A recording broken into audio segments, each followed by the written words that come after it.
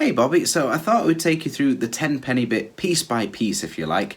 I figured this will be more helpful than me just playing it slowly. I'll try not to make the video too long for you, but I wanted to at least give you some decent pointers from it. I hope you find it helpful. If you have any questions, feel free to let me know.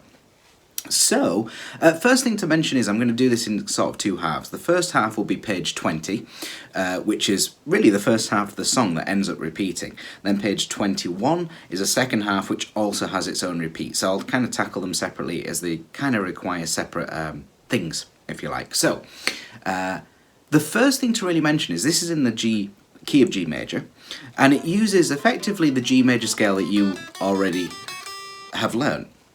Now it's important to realise this, that we are in pattern 2 when we play that scale. And what that means is our first finger is planted on the 2nd fret. Pattern 2 references the 2nd fret, fret number 2. That means that the first finger will be on that fret, middle finger will be on the 3rd fret, 4th finger, 4th fret, little finger, 5th fret, and so on. So it's relative always to the first finger, because what we'll have at the later half of this page, and especially the second page, we'll start moving positions where we go into position 3. So that means the first finger's in the 3rd fret and the other finger's relative behind it, and eventually position 5 too. So that's the first thing to note. So basically for most of this page we are going to be in the 2nd position. Okay, so any fingers that are playing notes on the 5th fret, for instance, will be the little finger, 4th fret, and so on. Kind of straightforward with that. So with that in mind, we're going to be using our little finger for the first couple of notes. Then it goes to the index finger, and we're kind of jogging between them, like so. You shouldn't find that too much of a stretch, especially if you're in the correct kind of positions where the fingers are parallel to the frets as opposed to kind of slanted like that, which is not what you want. You want your thumb behind the neck and the fingers kind of parallel as much as possible. So that's the first part. Then we're going to use the 3rd finger, open, 3rd finger, and middle finger. So again, it's all part of this G major scale, just here.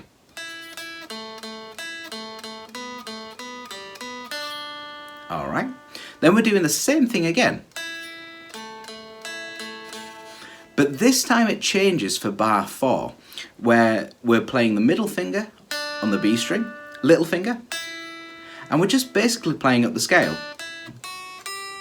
And then going back to the first finger, back to the middle finger. Okay.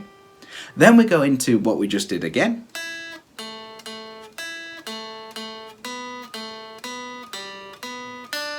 Okay. And then bar 7, we now have what I would suggest is our first little position shift.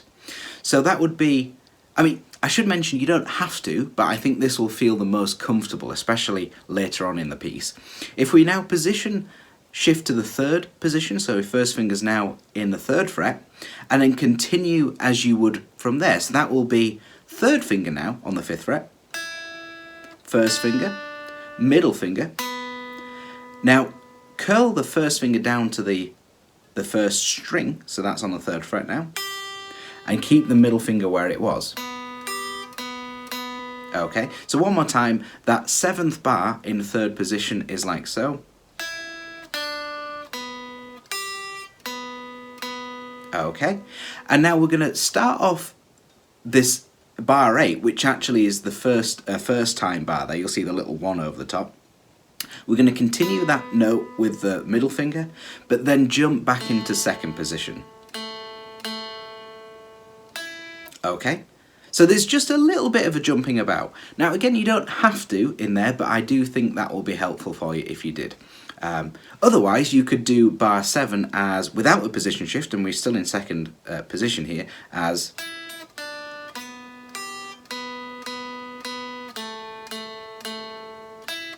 okay, totally your choice. But for the most part, you are in 2nd position. So I'll just play that whole page, including the 1st and 2nd time bars that's on that page, which go back to the repeating bit at the start. So basically I'll play that whole page 20 for you, with the fingerings that I've suggested. Alright, so it's like this.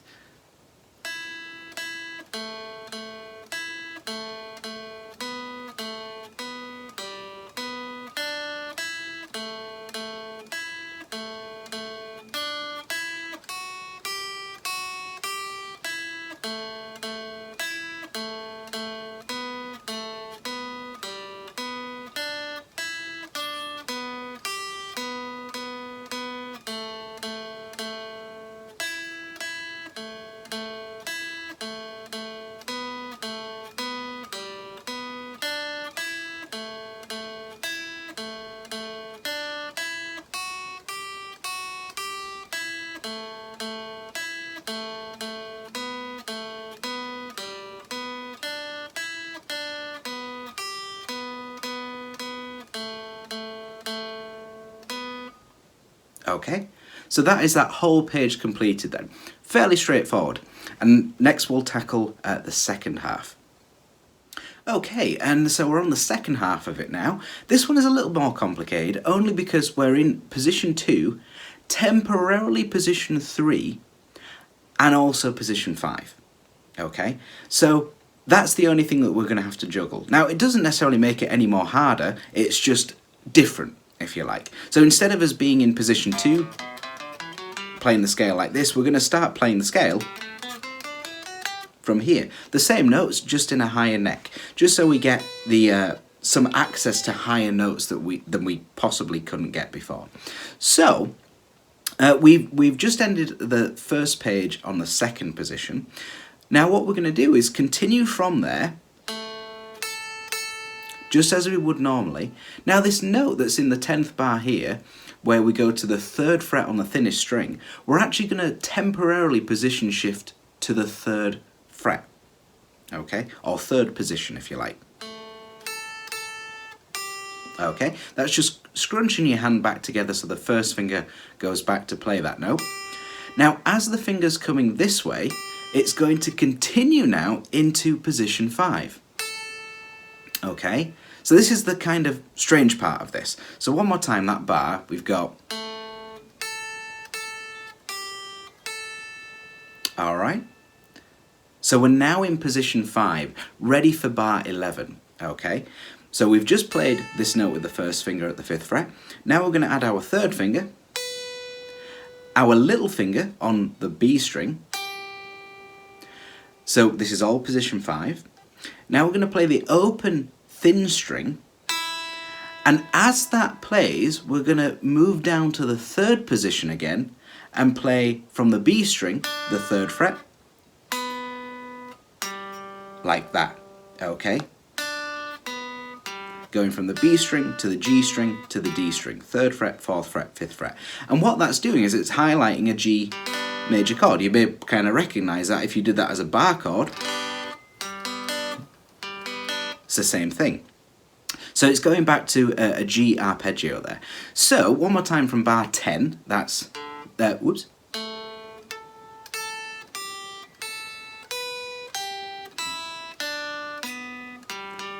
Okay, something like that, gives you the idea. Then we're shifting back into our 2nd position, one more time. Doing the same thing again, passing through position 3 into position 5. Now it changes ever so slightly here. The first half is the same for bar, what would that be, 13? 7 and 8. Then open thin string again, transitioning back to the 3rd fret, only this time you're going to play the 3rd fret of the thinnest string, so it's back to position 3 for that note. And then you're going to roll that finger from the thin string to the B string. So what you don't really want here is this kind of barring action going. You want to make sure that you get the note separately. So the thin string is then muted, and so on. So if I just play from bar 10 again, we'll reach up to bar 13. So it's,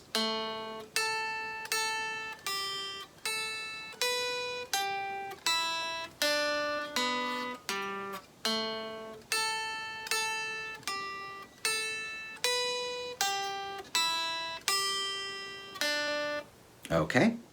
Now we're into bar 14, and we're still in the 3rd position here, but we're going to play the 5th fret of the B string with the 3rd finger, and then we're going to kind of roll that finger also down onto the 5th fret of the thin string. Okay. First finger. Now we're going to, instead of playing this with the 3rd finger again, because we need to position shift ready for bar 15, we're going to move that finger up to position 5 and play that note again. So one more time, what we've got here is we've just finished, now we're in bar 14.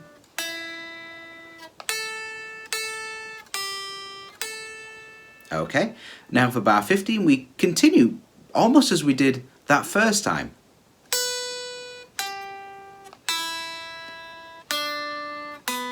Now instead of going here, where we did before, we're just going to go back to the first finger on the B string.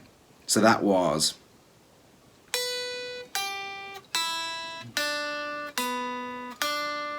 Okay, so still in the third position here, and we continue in the third position for the next bar, which is bar 16, and we're going to play third finger on the B string, first finger, middle finger on the G string. Now first finger curls in again to the thin string, and hopefully you recognise this from an earlier bar, and back to the middle finger. So one more time, that is just the same as what we did on the first page. Okay, and then it moves as we did the last time on the first page to the second fret. Okay, and that was the first time bar there, which would be bar 17. So that is basically the whole thing. If I now just play page 21 from you, from bar 10, and just play through all of the repeats, just so you get a feeling for that. So one more time, it's like this, from starting in position 2, but we do a lot of moving about in this one.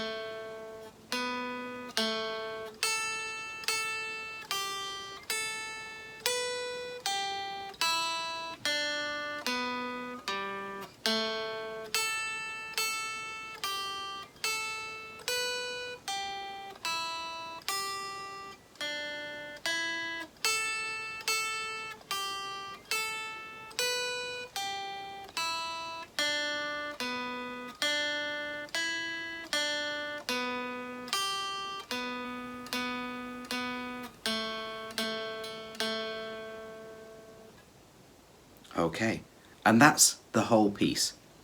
Now, one thing that I would completely recommend at this point is to go through the video and just take a pencil and over the top of the bars, just write what the position number is. So I'm just going to hold this up for you so you can copy that. That might be even easier. So it's second position running all the way through up until you get down to here, which is on the 7th bar, where we go to the third position. Then for the first time bar we have the second position, as well as the second time bar is also second position. So that's all it is for this first page. Then the next page, page 21, we're continuing from the second position, and then part way through, when we get to this note here, we're actually going into third position, then going into fifth position just before the bar ends. Now we're continuing fifth position, going halfway into the bar to the third position once again. So this is where it gets a little bit complicated, but it's not really. Continues to going into second position, that is for bar 12. Then just as before, just the same as here, we're going into third position, then fifth position just as the bar finishes, continuing halfway until third position. Notice it's exactly the same kind of template. And then we'll continue from third position, and this is on bar 14 now, until we get to fifth position, right just before the bar ends, very similar again, and then into third position halfway through the next bar, just the same. So almost identical here. And then we continue from third position for the last line here, which is bar 16, and into the first time bar on this page, it's position 2, as is the second time bar, position 2. So that might be helpful in terms of just following through the whole song, and you just kind of keep a little reminder of where the positions are. But to be honest with you, if you do this correctly, you won't really need that, because if you follow it through, it will sort of only really be possible to play it if you play through those positions. I should also mention, the important use of the open strings on the second page, particularly say bar 11, same thing on bar 13 as well, and 15, where halfway through we've got this position change, but we do that position change during the open string always, okay? That's kind of the big deal there. That little open string where the left hand isn't required to be playing is what we do to position ourselves back down. So I hope that's useful for you. What I'll do now is play through the whole thing with the repeats. I'll do it slowly for you so you can follow along, and I hope that's helpful for you.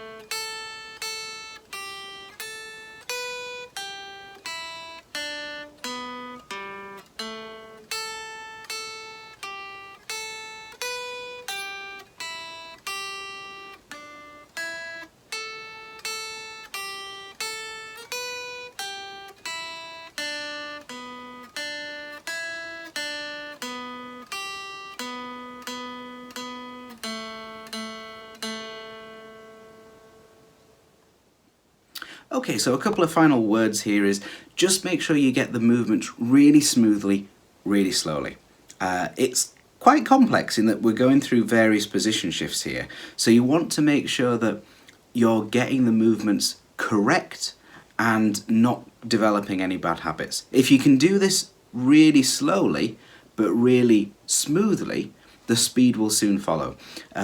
I know that, not that I'm picking on you, but you do have a tendency to want to really run with things, so just make sure you kind of slow it down a little bit, make sure it's correct, not develop any bad habits.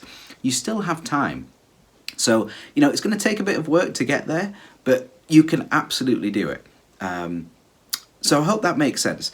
Having said that, the original tempo of the song is a little fast. It's something close to something like 1, 2, 3, 4, 5, 6, 1, 2, 3, 4, 5, 6, which is quite up there. If I just kind of play a little bit for you, just to give you a sense of what that is.